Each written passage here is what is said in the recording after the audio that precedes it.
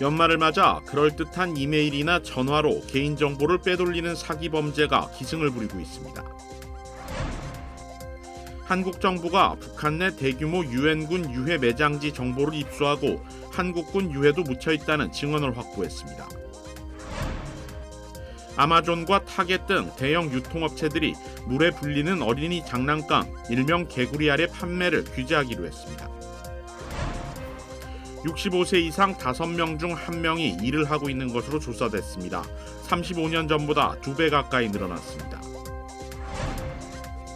다가오는 2024년 대선, KBS 아메리카 뉴스는 정치 다이제스트 코너를 신설해 한인들의 미국 정치에 대한 이해를 돕습니다.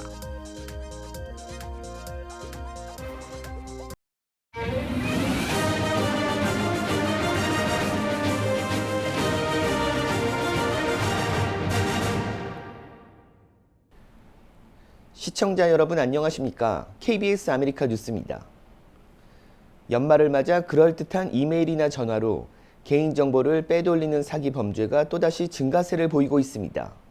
모르는 번호나 이메일 주소에는 아예 대응하지 않는 것이 상책이라고 합니다. 이우수 기자입니다. 넷플릭스 카드 결제가 승인되지 않았다며 카드 번호를 요구하는 이메일, 온라인에서 구매한 상품을 배송 중인데 집 주소가 정확하지 않다며 주소를 요구하는 전화, 페이팔이나 벤모 계정에 문제가 생겼다며 새로운 비밀번호를 설정할 것을 요구하는 이메일 등 소비자들의 불안 심리를 자극해 개인정보를 털어가는 범죄가 성행하고 있습니다. 사기범들은 불특정 다수에게 무작정 전화를 걸거나 이메일을 보내 개인정보를 요구하고 있는데 수법도 점차 교묘해지고 있습니다. 연방거래위원회는 이 같은 사기범죄에 대응하기 위해서는 모르는 번호로 걸려온 전화를 받지 말고 발송자의 이메일 주소를 살펴볼 것을 권고했습니다. 사기범들이 사용하는 이메일 주소는 일반적인 주소와 살짝 다른 형태를 취하고 있는데 정상적인 이메일 주소와 달리 대문자와 소문자, 숫자 조합으로 이루어진 것이 보통입니다. 연말을 맞아 증가하고 있는 기프트카드 사기 범죄도 문제입니다. 사기범들은 기프트카드를 몰래 뜯어 내부에 있는 비밀번호를 확보한 뒤 가짜 스티커나 코팅으로 재포장하는 수법을 사용하고 있습니다. 소비자가 돈을 지불한 뒤 잔고가 활성화되면 금액을 먼저 소진해버리는 방식입니다. 기프트카드 사기는 지난 2018년 이후 꾸준한 증가세를 보이고 있는데 지난 2021년에는 1억 4,800만 달러 상당의 관련 사기가 보고되기도 했습니다. 기프트카드 관련 피해는 소비자 보상이 쉽지 않습니다. 판매처에서 책임지지 않고 발행처에서 책임을 지기 때문에 처리에 수개월이 걸리는 경우도 많습니다. 비자나 마스터카드와 같은 신용카드 계열 기프트카드의 보상은 타겟이나 아마존 등 특정 유통업체가 발행하고 있는 기프트카드보다 보상 과정이 더 복잡하고 오래 걸리는 점도 기프트카드 구매 시 염두해야 할 부분입니다. LA경찰국은 연말을 맞아 각종 사기 범죄가 성행하고 있고 소포를 노리는 절도 범죄까지 늘고 있는 추세라고 전했습니다. 그러면서 신분도용 사기 피해를 입지 않기 위해 개개인의 주의가 절실한 상황이라고 강조했습니다. KBS 뉴스 이우수입니다. 고등학교 시험에서 임신은 여성만 할 수 있다는 답이 오답 처리돼 논란이 일고 있습니다. KBTV 김은지 기자입니다. 시애틀에 있는 한 고등학교에서 소속 민족학 및 세계사를 담당하고 있는 한 교사는 최근 젠더와 성의 이해라는 주제로 퀴즈 시험 문제를 냈습니다. 시험은 특정 문제에 대해 학생들이 참과 거짓 중 하나로 답안을 작성하는 방식으로 출제됐습니다. 이 가운데 오직 여성만이 임신할 수 있다는 명제에 한 학생이 참이라고 답하자 해당 교사는 이를 오답으로 처리했습니다. 이어 모든 남성에게는 음경이 있다는 명제에도 참이라고 답한 것 역시 오답으로 처리됐습니다. 답안을 제출한 학생의 학부모는 교사가 정치적 신념을 학생에게 주입하고 있다고 비판했습니다. 익명을 요구한 어머니는 부정확한 정보를 가르치고 학생들에게 자신의 신념에 반하는 답변을 강요하는 것이 어떻게 합법적인 일이냐라고 말했습니다. 그러면서 아들이 자신의 신념에 반하는 답변을 거부했기 때문에 자랑스럽다고 말했습니다. 이와 관련해 학교 측 대변인은 우리는 가부장제 등 현대사회 문제에 대한 탐구를 장려하는 포용적 환경을 조성하기 위해 노력하고 있다면서 문제에 아무 이상이 없다는 입장을 밝혔습니다. 아울러 시험을 시행한 교사는 남성도 임신할 수 있다고 믿는다. 여성도 음경을 가질 수 있다고 주장했다고 전했습니다. 학생의 어머니는 나는 온건한 진보주의자지만 젠더 극단주의에는 반대한다며 자신의 아들이 학교의 여러 교사들로부터 인종차별주의자, 가부장제의 산물이라는 비판까지 들었다고 주장했습니다. 이번 문제는 최근 미국에서 소수자에 대한 차별적 사고나 언어 사용을 바로잡으려는 운동이나 철학을 의미하는 이른바 정치적 올바름 논란과 맞물려 주목되고 있습니다. KBTV 뉴스 김은지입니다. 어제 자정 무렵부터 오늘 새벽까지 뉴욕시의 전력 공급이 차단되면서 곳곳에서 시민들이 엘리베이터에 갇히고 지하철 운행이 지연되는 등 피해가 발생했습니다. KBTV 정지원 기자가 보도합니다. 어제 저녁부터 오늘 새벽까지 뉴욕시 일대에 전기를 공급하는 콘 에디슨사에서 전력 공급이 중단되며 일부 시민이 엘리베이터에 갇히는 등 사고가 발생했습니다. 전력 공급 회사인 콘 에디슨사의 고급 충전선 볼트로 전력이 급감하거나 전기 공급이 차단되면서 주민들의 불편으로 이어졌습니다. 문제는 어젯밤 11시 55분경 콘 에디슨 전력회사 변전소 고압 충전선에서 발생했습니다.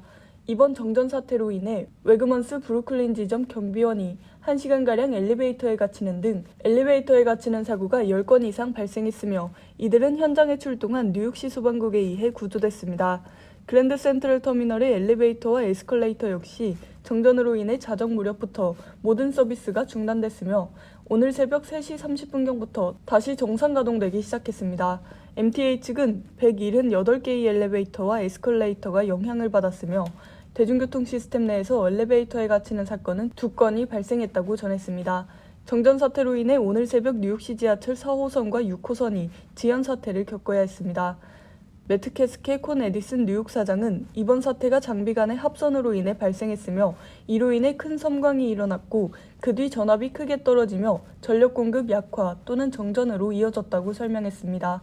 KBTV 뉴스 정지원입니다.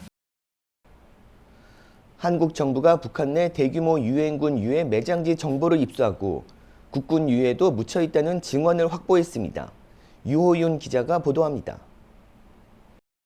수감 중인 60대 탈북자 남성이 그린 지도입니다. 어설프게 그린 지도지만 산과 도로 위치가 실제 평안남도 개천시 일대와 일치합니다. 위성 사진으로 보면 지금은 무덤으로 뒤덮인 언덕인데 탈북자 남성은 509에 달하는 유엔군 유해와 함께 국군 유해 500에서 609도 매장됐다고 증언했습니다. 북한 내륙 지역의 구체적인 대규모 국군 매장지 정보는 이번이 처음입니다. 신원식 국방부 장관은 남북만의 문제로 접근하기보다 인도주의적인 차원에서 유해 발굴 방안을 마련해 나가겠다고 밝혔습니다. 북한도 유엔의 회원국이기 때문에 우리가 미국 또 유엔하고 같이 긴밀히 소통해서 발굴, 송환 이런 문제를 본격적으로 상의할 수 있도록 그렇게 하겠습니다. 납북자 관련 새로운 증언도 있었습니다. 서해에서 납북된 남편 최원모 씨의 생사도 모른 채 그 후 35년을 살아온 김혜란 할머니. 60대 탈북자 남성은 1967년 납북된 풍복호 선주 최원모 씨가 1972년 평안북도 정주시 신안리에서 처형당했다고 진술했습니다. 최 씨가 6.25 전쟁에 참전한 전력을 문제 삼았다는 겁니다. 최원모 씨 아들은 뒤늦게나마 아버지의 구체적인 사망 경위를 알 수 있었습니다. 제가 어머님한테 이거를 가서 알리려고 합니다. 현충원에 가서 아버님이 이렇게 돌아가셨어. 나는 자랑스럽다 어머니한테 이렇게 말씀을 하려고 합니다. 이 탈북자는 평안남도 조양탄광 일대 거주했던 국군포로 명단을 제보하기도 했습니다. 지난해 12월 이 탈북자 남성을 조사한 유엔 인권사무소는 2차 조사를 검토하고 있습니다. KBS가 보도한 북한 내 유엔군 대규모 매장지 관련 내용도 함께 조사할 것으로 보입니다. KBS 뉴스 유호윤입니다. 아마존, 타겟 등 대형 유통업체들이 물에 불리는 어린이 장난감, 일명 개구리알의 판매를 규제하기로 했습니다. 당국과 의회, 공중보건 전문가들은 일명 개구리알에 대한 판매 금지를 요구한 데 따른 것입니다. 개구리알이라고 불리는 물구슬은 흡수성이 강한 폴리머 소재로 만든 장난감으로 물에 닿으면 소재가 원래 크기와 무게가 100배로 팽창할 수 있습니다. 소비자 제품안전위원회는 이들 장난감을 어린이가 먹을 경우 체내에서 불어나 엄청난 위험을 초래할 수 있고 귀에 들어가면 청력 손실을 일으킬 수 있다고 경고했습니다. 물 구슬과 관련된 부상 치료는 지난 2016년부터 2022년 사이 병원 응급실에서 약 7,800건이 있었다고 당국은 설명했습니다. 뉴저지 주 하원은 물 구슬에 대한 국가적 금지를 목표로 입법을 발의했습니다. 물 구슬은 작은 패키지 하나에 최대 7만 5천 개나 들어갈 수 있다며 어린이에게 해를 입히기에는 충분하지만 어린아이들에게 위험하다고 표시되어 있지도 않고 경고도 없다며 판매 금지 이유를 설명했습니다. 이에 아마존과 타겟, 월마트는 어린이를 보호하는 것이 최우선이라며 장난감 목록에서 제외시키고 규정을 어기는 제품이 목록에 오르지 않도록 하고 있다고 밝혔습니다. 소비자제품안전위원회는 부모와 보호자들에게 물 구슬이 어린이와 가까운 곳에 있다면 즉시 제거할 것을 권장하고 있습니다. 지난해 중위 연령이 38.9세로 역대 최고를 기록하며 고령화 현상이 가속화되고 있는데요. 노년층 인구가 급증하고 있다고 합니다. KBTV 전상희 기자입니다. 퓨 리서치 센터가 발표한 보고서에 따르면 올해 65세 이상 미국인 5명 중 1명, 즉 19%가 고용 상태인 것으로 파악됐습니다. 이는 35년 전인 1987년과 비교할 때 2배 가까이로 증가한 수치입니다. 1987년 고령 근로자 가운데 풀타임 노동자는 47%였지만 지난해에는 62%였습니다. 고령자들의 소득도 증가했는데 지난해 65세 이상 근로자의 시간당 임금은 평균 22달러로 1987년 13달러보다 10달러 가까이 증가했습니다. 이에 비해 25세에서 54세 근로자들의 시간당 평균 임금은 1987년 21달러에서 지난해 25달러로 4달러 증가하는 데 그쳤습니다. 보고서는 노년층 노동 인구 증가의 원인에 대해 현대사회의 노인들은 과거보다 교육 수준이 높으며 의학기술의 발달에 따라 건강을 유지할 확률이 높기 때문이라고 분석했습니다. 401K와 같은 은퇴 플랜이 구체화되고 유연화된 근무 환경으로 많은 체력을 요구하는 직업들이 사라져가는 것도 원인 중 하나로 꼽혔습니다. 올해 고령 근로자 4명 중 3명은 백인이었고 흑인 10%, 히스패닉 9%, 아시안 5%로 그 뒤를 이었습니다. 보고서에 따르면 남성이 대부분이었던 과거에 비해 여성이 노년층 노동력에서 차지하는 비중이 늘었습니다. 올해 여성이 고령 근로자 가운데 차지하는 비중은 46%로 1964년 33%에 비해 급증한 수치입니다. 노동통계국은 노년층 근로자의 역할이 앞으로 10년 동안 계속 증가할 것이라고 예측했습니다. KBTV 뉴스 전상입니다. 어제 가주 한인건설협회는 건설인의 밤을 갖고 회장 이친식 행사를 개최했습니다. 46대 회장에 취임한 크리스리 회장은 고객들인 한인들이 피해를 입지 않도록 믿을 수 있는 정보와 업자들을 더욱 알릴 계획이라고 밝혔습니다. 가주건설협회 웹사이트를 만들면서 거기에 여러 가지 프로그램도 좀 띄우고 그다음에 이제 여러 업자들이 보면서 여기서 그리고 또한 손님들이 보면서 검증이 된 업자들을 이제 소개를 해서 사고가 없이 무면허 업자를 구분할 수 있게끔 만들려고 합니다. 그리고 검증된 거 일할 수 있게. 이 회장은 가주 한인건설협회도 1세에서 2세로 넘어가는 과정에 있어 모든 세대가 함께 공존하고 더욱 활성화될 수 있는 단체로 만들겠다고 밝혔습니다. 사모관광이 유럽에서 크리스마스를 맞이할 수 있는 특별 상품을 출시했다고 밝혔습니다. 크리스마스 시즌을 맞아 출시된 특별 여행 상품은 12일 동안 영국과 프랑스, 스위스와 이태리 등 서유럽 일대를 관광하는 코스입니다. 스페인과 포르투갈을 13일간 여행하는 코스를 선택할 수도 있는데 아람브라 궁전과 피카소 박물관 등 세계적인 문화 유적지 10곳을 한 번에 둘러볼 수 있도록 구성된 것이 특징입니다. 또 단기간 여행을 희망하는 경우 5박 6일간 프랑스를 둘러볼 수 있는 상품도 마련돼 있다고 밝혔습니다. 프랑스 내에서 머물며 주요 관광지를 여유롭게 둘러볼 수 있는 것이 장점입니다. 사모관광 크리스마스 특별 상품에는 힐튼과 메리어트 등 5성급 호텔 숙박이 포함되어 있으며 할인 항공권을 구매할 수 있는 특전을 누릴 수 있습니다. 크리스마스 특별 상품 출발은 오는 20일로 예정되어 있습니다. 스카이리버 카지노가 올해 연말연시를 맞아 50만 달러 이상의 상금 행사를 발표했습니다. 스카이리버 카지노는 포커게임에서 행운의 주인공에게 49만 달러의 상금에 추가로 4만 3천 달러를 더해 총 53만 4,121달러의 잭팟 상금을 받게 된다고 밝혔습니다.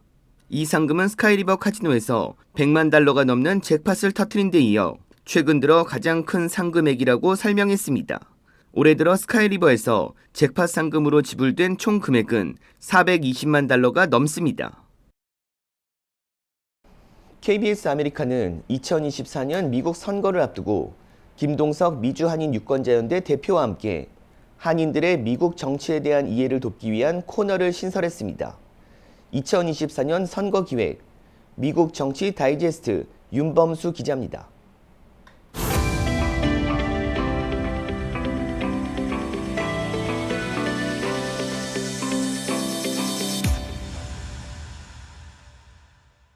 네, 미주 한인 유권자 연대 대표 김동석 대표님 화상으로 연결했습니다. 안녕하십니까? 네, 안녕하세요. 네. 자, 바로 질문으로 들어가겠습니다. 이제 12월도 얼마 남지 않았고, 이제 2024 선거가 사실상 시작됐다고 봐야 되겠죠. 이제 현재 이번 선거에 출마할 각 지역 후보들도 이제 거의 확정된 상황인데, 이번 2024 선거 어떤 과정을 거쳐서 어떻게 치러집니까? 미국 특히 이 분야에 관심이 집중돼 있으면 1년 내내 늘 선거입니다.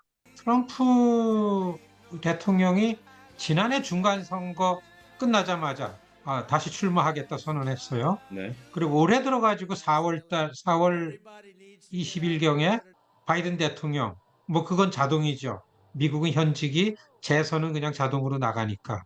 여하튼 간에 내년 1월서부터 시작되는 각 당의 예비 경선을 통해서 7월, 8월 되면 후보가 결정이 되고 그리고 한 2달 본선거전을 치르면서 내년도 11월 5일 날 미국의 새 대통령이 선출되는 그냥 큰 흐름에서 보면 이게 이제 2024년 미국 대통령 선거의 앞으로의 남은 일정 그 과정입니다. 트럼프 대통령이 이제 도전하는 입장이고 바이든 대통령이 이제 수성을 하는 입장. 지금 민주공화 양당의 입장도 4년 전과는 조금 다른 양상일 것 같은데 어떻게 보십니까? 이번 선거를 4년 전과 비교하는 거는 조금 다릅니다. 아시다시피 4년 전에는 팬데믹 가운데에 좀 특별하게 선거가 치루어졌기 때문에 이번 선거는 트럼프가 첫 대통령이 되든 2016년 선거 때를 비교해 보면 맞죠. 아무도 예상하지 못했던 도널드 트럼프가 대통령이 됐잖아요. 네. 트럼프가 대통령이 된 다음에 제일 당황하고 놀란 사람이 본인이라 그럽니다. 왜냐하면 아무런 준비된 거 없이 미국의 대통령이 됐었죠. 그때에 비해서는 어느 정도 준비를 했다. 그때하고 비교하면은 바이든 민주당 전통적인 갖고 있는 정책과 이해 못지않은 트럼프가 내놓는 이런 쪽에 정리된 내용들이 있다. 이거를 열심히 주의 깊게 봐야 된다. 이런 말씀을 드립니다. 이번 이제 내년 1월부터 시작되는 주요 경선 일정 어떻게 되고 또 흐름은 어떻게 진행이 될까요? 미국 대통령, 세계 대통령이죠. 전 세계 이목이 집중됩니다.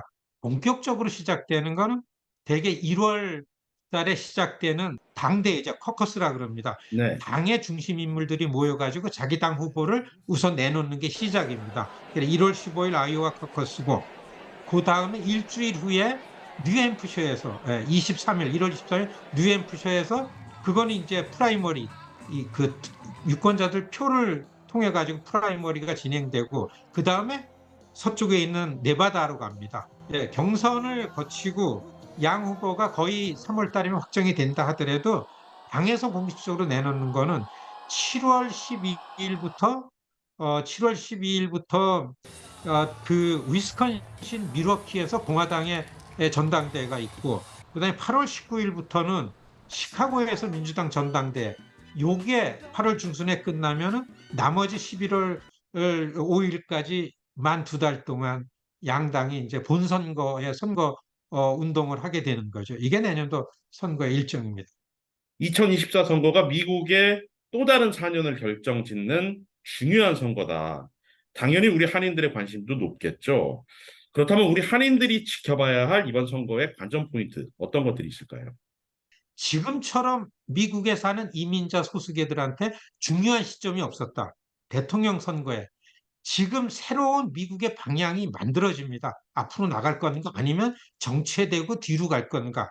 미국의 주인이 따로 있다. 그리고 우리가 필요해서 이민자들을 끌어들여 가지고서 이건 우리 거다라고 하는 이민자 소수계들은 우리도 당당한 미국 시민이고 미국의 주인이다라는 입장을 강하게 입장을 갖고서 투표하는 게 가장 중요하다. 이렇게 봅니다.